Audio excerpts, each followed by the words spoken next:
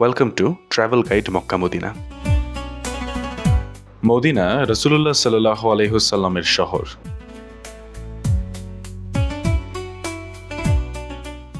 এই মদিনা মনোয়ারা হচ্ছে রাসূলুল্লাহ সাল্লাল্লাহু আলাইহি ওয়াসাল্লামের হিজরত ও আশ্রয়ের অতি বরকতপূর্ণ স্থান। মক্কার পর এই মদিনাকে মুসলমানদের দ্বিতীয় রাজধানী হিসেবে গণ্য করা হয়। এই শহরের প্রতিটি ধূলিকণায় রাসূলুল্লাহ সাল্লাল্লাহু আলাইহি ওয়াসাল্লামের স্মৃতি জড়িয়ে আছে। এই শহরে রয়েছে রাসূলুল্লাহ সাল্লাল্লাহু আলাইহি ওয়াসাল্লামের স্মৃতি বিজড়িত অনেকগুলি মসজিদ। হজ, ওমরা বা জিয়ারতে মদিনায় এলে রাসূলুল্লাহ সাল্লাল্লাহু আলাইহি ওয়াসাল্লামের স্মৃতি বিজড়িত এই মসজিদগুলো দেখতে ভুলবেন না। মসজিদে নববী। এই মসজিদে নববী হচ্ছে মুসলমানদের দ্বিতীয় হারাম বা পবিত্র স্থান। এটি মদিনা মনোয়ারার মূল কেন্দ্রস্থল। এই মসজিদ বিশ্ব মুসলিমের হৃদয়ে গেঁথে আছে ঐতিহাসিকভাবে। এই মসজিদকে কেন্দ্র করে ইসলাম, সভ্যতা, সংস্কৃতি, ইসলামী রাষ্ট্র এবং গোটা দুনিয়ায় ইসলামের প্রচার ও প্রসার ঘটেছে। আন্তর্জাতিক ইসলামের রাজধানী হিসেবে মসজিদে নববীর ভূমিকা সবার জানা। এই মসজিদে নববী হচ্ছে মুসলমানদের দ্বিতীয় হারাম শরীফ বা পবিত্র স্থান। মসজিদে নববী মদিনাকে করেছে মহিমান্বিত। প্রায় ১৫০০ বছর আগে প্রিয় নবী সাল্লাল্লাহু আলাইহি সাল্লামের নিজ হাতে কাদামাটি, খেজুরের ডালপালা দিয়ে নির্মিত এই মসজিদে নববী আজকে খুব চাকচিক্যময় এবং জৌলুসপূর্ণ একটি মসজিদে পরিণত হয়েছে। মসজিদে কুবা। ইসলামের ইতিহাসের প্রথম মসজিদ এটি। এখানে কুবা নামের একটি কূপ ছিল। কূপের নাম অনুসারেই মসজিদের নামকরণ করা হয়েছে। কুবা পল্লী মদিনার দক্ষিণ পূর্ব দিকে অবস্থিত। মসজিদে নববী থেকে কুবা মসজিদের দূরত্ব ৩ কিলোমিটার। মুসল্লিরা পায়ে হেঁটে মসজিদে নববী থেকে কুবা মসজিদে যেতে পারেন। সৌদি সরকার খুব সুন্দর একটি রাস্তা নির্মাণ করেছেন। মসজিদে জুমা।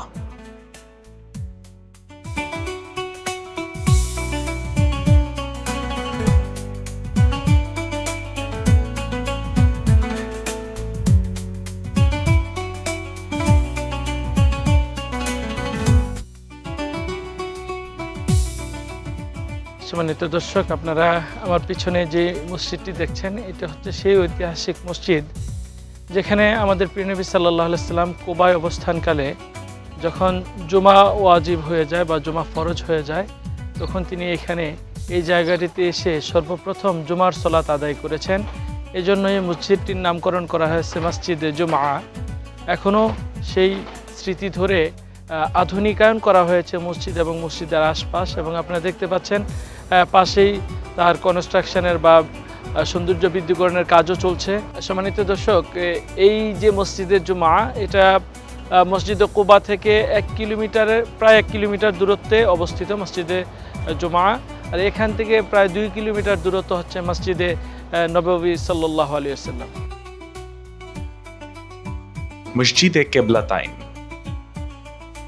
মসজিদে কেবলাতাইন বা 2 কিবলার মসজিদ মসজিদে নববী থেকে 4 কিলোমিটার পশ্চিমে অবস্থিত। রাসূলুল্লাহ সাল্লাল্লাহু আলাইহি ওয়াসাল্লামের স্মৃতি বিজড়িত এই মসজিদ। সম্মানিত দর্শক, আমরা এই মুহূর্তে দাঁড়িয়ে আছি ইসলামের ঐতিহ্যবাহী একটি মসজিদ, মসজিদে কেবলাতাইন। এই মসজিদটি মূলত মসজিদে নববী থেকে প্রায় 4 কিলোমিটার দূরে বানি সালামা গোত্রের বাসস্থানের যে মসজিদটি, এই মসজিদটি হচ্ছে সেই জায়গায়। এই মসজিদে রাসূলুল্লাহ সাল্লাল্লাহু আলাইহি ওয়াসাল্লাম যখন মদিনা হিজরত করে আসেন, প্রায় 17 মাস তিনি মসজিদে আকসা অর্থাৎ বাইতুল মুকাদ্দাসের দিকে ফিরে সালাত আদায় করেছেন, কিন্তু তার হৃদয়টা কাবার দিকে ফিরে যেত। এই জন্য তিনি মাঝে মাঝে আকাশের দিকে তাকাতেন। আল্লাহ তাআলা সেটা বুঝেছেন। এই জন্য আল্লাহ তাআলা বলেন, কদ নারা তাকাল্লুবা ওয়াজহিকা ফিস সামা, আমি দেখি মাঝে মাঝে আপনি আকাশের দিকে তাকান। ফালানুআল্লিয়ান্নাকা কিবলাতান তারদাহা, আমি আপনাকে আপনি যেই দিকে কিবলা পছন্দ করেন সেদিকে ফেরার অনুমতি দিচ্ছি। ওয়াল্লি ওয়াজহাকা শাতরাল মসজিদিল হারাম, আপনি মসজিদে হারামের দিকে আপনার মুখমণ্ডল ঘুরান। মসজিদে জুলহুলাইফা। রাসূলুল্লাহ সাল্লাল্লাহু আলাইহি ওয়াসাল্লামের স্মৃতিধন্য মসজিদে জুলহুলাইফা। এই মসজিদের আরেক নাম মসজিদে মিকাত। কেউ কেউ এই মসজিদকে মসজিদে আবিয়ারে আলী বলেও ডেকে থাকে।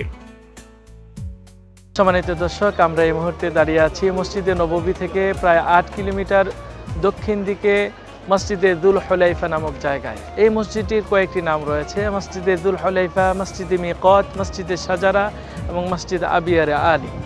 মসজিদ সাজারা বলা হয়, এখানে অনেকগুলো গাছ ছিল, যে গাছের নিচে রাসূলুল্লাহ সাল্লাল্লাহু আলাইহি সাল্লাম হজ এবং উমরা করার উদ্দেশ্যে যখন মক্কার দিকে যেতেন তিনি এখানে এসে বিশ্রাম নিয়েছেন, এজন্য এই জায়গাটির নাম মসজিদে সাজারা।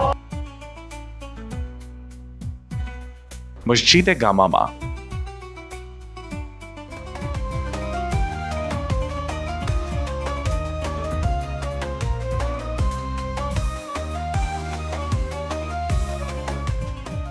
আমরা এখন এসেছি রাসূল সাল্লাল্লাহু আলাইহি ওয়াসাল্লামের স্মৃতি বিজড়িত ইতিহাসের সেই গামামা মসজিদে।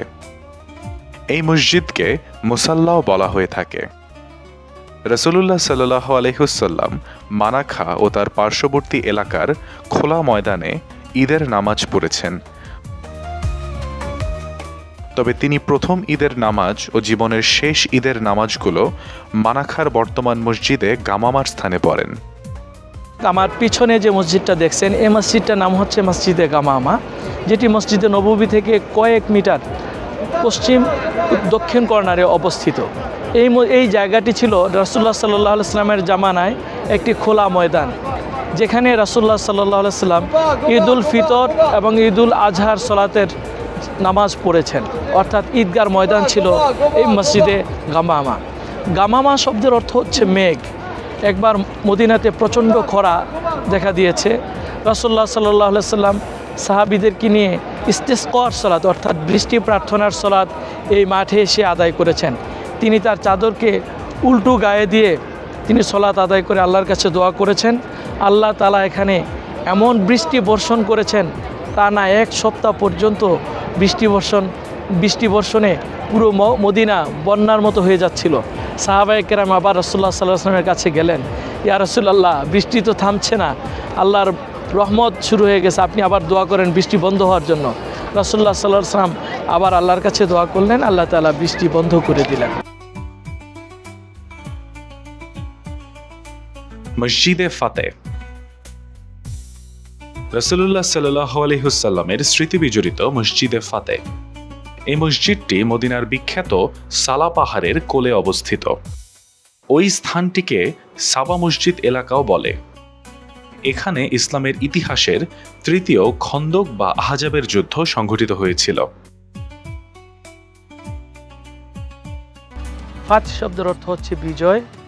রাসূলুল্লাহ সাল্লাল্লাহু আলাইহি ওয়াসাল্লাম এই খন্দকের যুদ্ধের বিজয়ের জন্য যে জায়গায় দোয়া করেছেন, সেই স্মৃতি ধরে রাখার জন্য যে মসজিদ নির্মাণ করা হয়েছে, সেই মসজিদটির নাম হচ্ছে মসজিদে ফাত।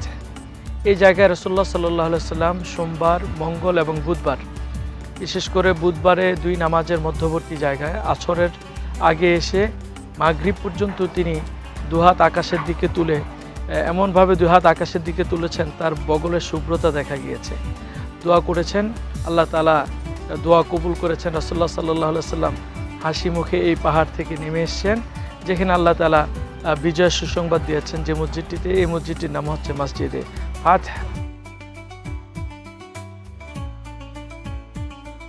মসজিদে সুকিয়া। মসজিদে নববী থেকে পশ্চিম দক্ষিণ দিকের এলাকাটির নাম বর্তমানে আম্বারিয়া, যার দূরত্ব 1.5 থেকে 2 কিলোমিটার। ইসলাম এবং ইসলাম পূর্ব যে এলাকাটির নাম ছিল আল হাররা, এখানে রয়েছে তুর্কি আমলে নির্মিত একটি রেল স্টেশন। আর এই রেল স্টেশনের কম্পাউন্ডের ভেতরেই রয়েছে রাসূলুল্লাহ সাল্লাল্লাহু আলাইহি ওয়াসাল্লামের স্মৃতিধন্য মসজিদে সুকিয়া। যেই মসজিদটি নির্মাণ করা হয়েছে মূলত সুকিয়া নামক কূপের কাছে এই মসজিদটি নির্মাণ করা হয়েছে।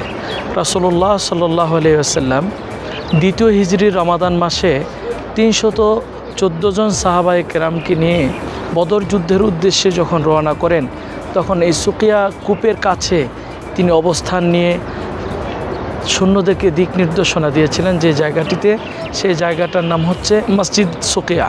নবী করিম সাল্লাল্লাহু আলাইহি ওয়াসাল্লাম এই কূপের পানি দিয়ে ওযু করে তিনি সালাত আদায় করেছেন।